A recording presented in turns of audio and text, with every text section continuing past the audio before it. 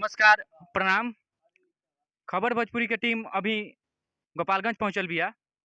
एजा एगो कार्यक्रम होता सदानीरा उत्सव 2022 जौन संस्कार भारती के तत्वाधान में होता। त हम एजा पहुँचल बानी आयोजक मंडल से हम कुछ सवाल करल चाहतनी। सबसे पहिले हमनी के बीचे बानी आयोजन के मुख्य यहाँ के तत्व माने कर्ता-धर्ता बानी यहाँ के सर्वेश तिवारी सिरमुख जी। तो सबसे पहिले हम सर्वेश तिवारी सिरमुख जी के खबर भोजपुरी के प्लेटफॉर्म पर स्वागत करतानी। धन्यवाद अनुराग बाबू। तो सबसे पहिले सवाल हमारी बा कि गोपालगंज में ऐसा आयोजन के जरूरत के महसूस रहुआ काहे भइल? अ, जैसे ईमानदारी से कहीं तो देहात में अब खाली अभद्र अश्लील गीत चलेला।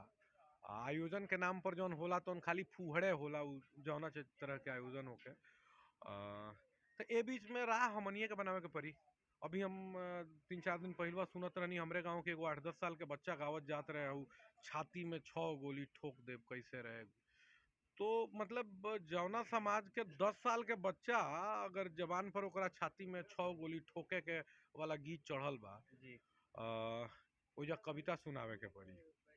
वही खातिर करत नहीं जा ई बहुत जरूरी बा एकरा के बदलल।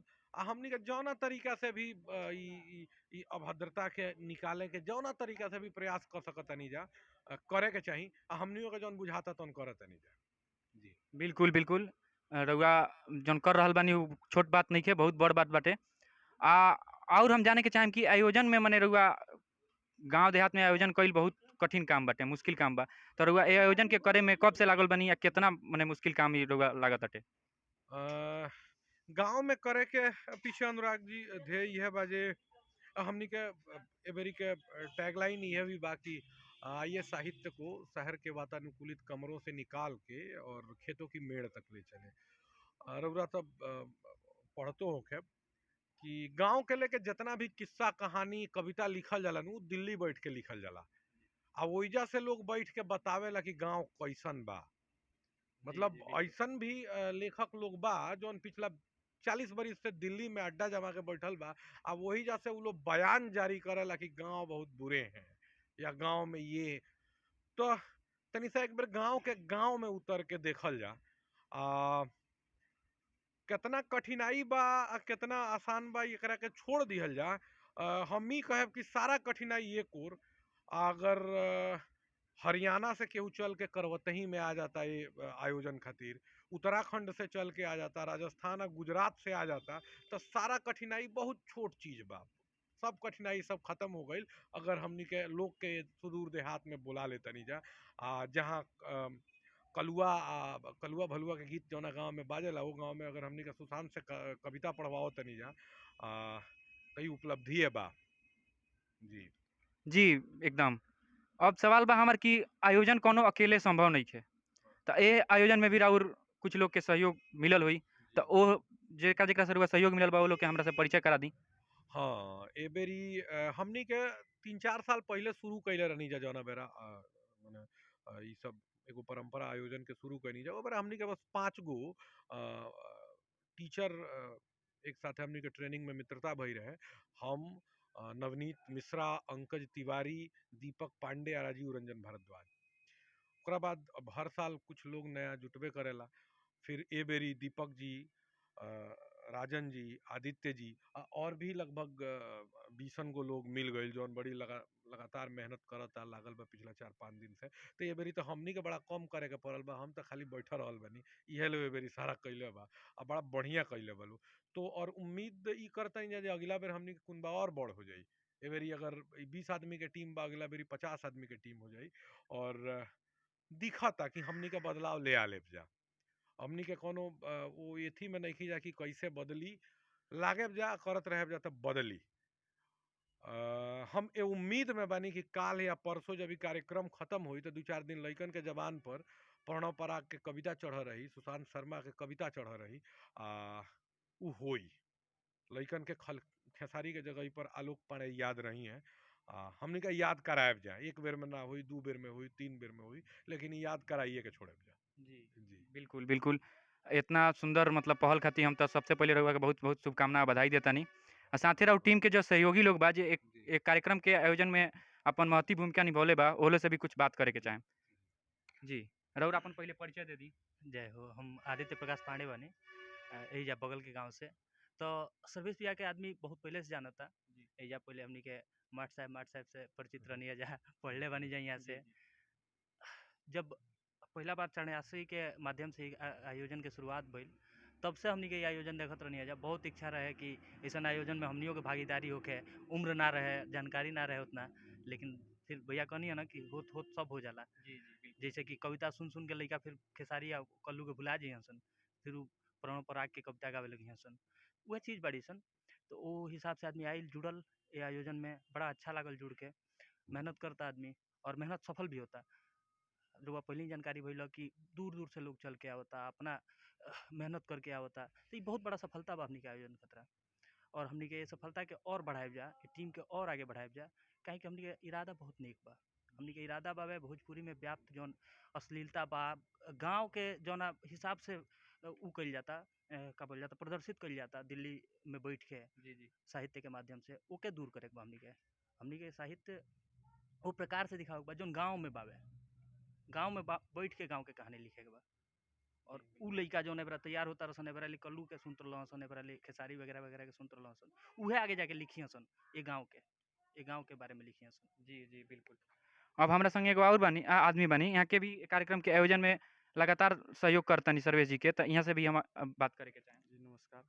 हम नंदीश्वर द्विवेदी राजन भैया के द्वारा जुड़ल बनी हम। जी। हमनी के बचपन से साहित्य में रुचि रहल बा, और सबसे बड़ा चीज़ रहल कि हमनी के केहू देख रेख या केहू के अथी में चले के ना मिलल। कि सबसे लोग जैसे युवा बड़ा कुछ रुचि रखत रहे, लेकिन भटकत रहे कि कहाँ से केहू तोरा हमन के सपोर्ट मिले। जी। तो भैया द्वारा हमनी के जुड़नी सन, भैया के सपोर्ट मिलेला। और हमनी के सबसे बड़ा ये आयोजन के थी बा कि जौन हमनी के आसपास में जौन युवा भटकत तरह सन, लिखत रहे और उनका नहीं मिल पावत अच्छा जगह, तो उनके हमनी के बा कि उनका के मंच दिहल जाओ और उनका के आगे ले जाइल जाओ। सबसे बड़ा योगदान बा भैया के में, और प्रयास बा हमनी के कि आगे एकरा और विस्तार कइल जाओ। जी, जी, बिल्कुल।